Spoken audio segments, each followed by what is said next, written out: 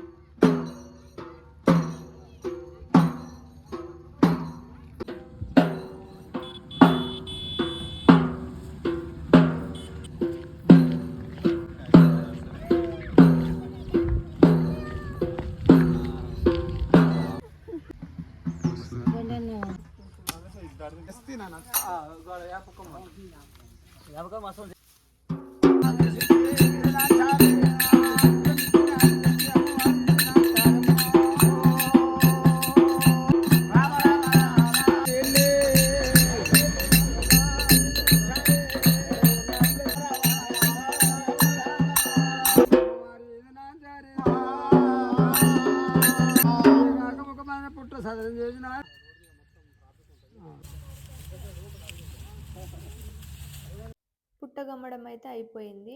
ఇప్పుడైతే అందరం కలిసి ఇంటికి వెళ్ళాలి. ఆ తర్వాత బోనం అయితే చేయాలి. ఊర్లో 2 గుళ్ళు ఉన్నాయి, ఆ గుడి దగ్గరికి 2 బోనాలు అయితే తీసుకొని వెళ్ళాలి. ఆ తర్వాత కొంచెం దూరంలో ఇంకా 2 టెంపుల్స్ ఉంటాయి, అక్కడ కూడా బోనం అయితే చేయాలన్నమాట. ఈ ప్లేస్ కి సాయంత్రం మళ్ళీ బోనం చేసుకొని అయితే రావాలి, ఇక్కడ ఎక్కియాలి మళ్ళీ బోనం.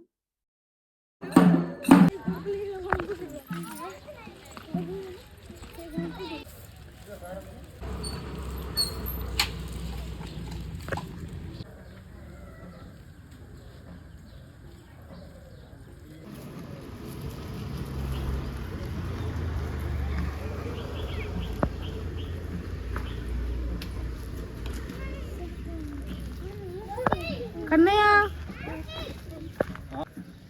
మనం తాగుతాం మొక్కుని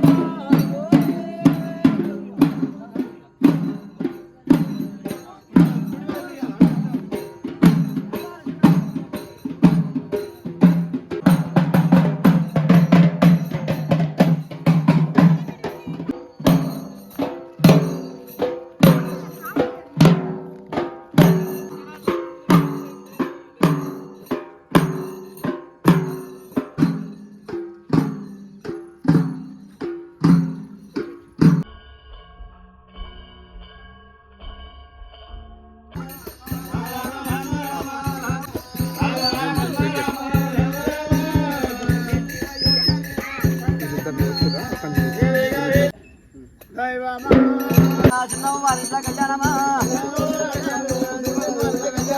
చిన్నమ్మ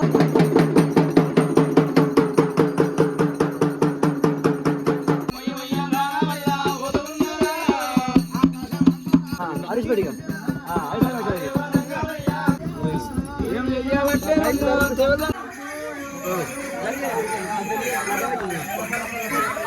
జరిగే ఫోటో చూడాయా ఇక్కడ చూడండి నవ్వురి నవ్వురా హ్యాపీ బర్త్డే టు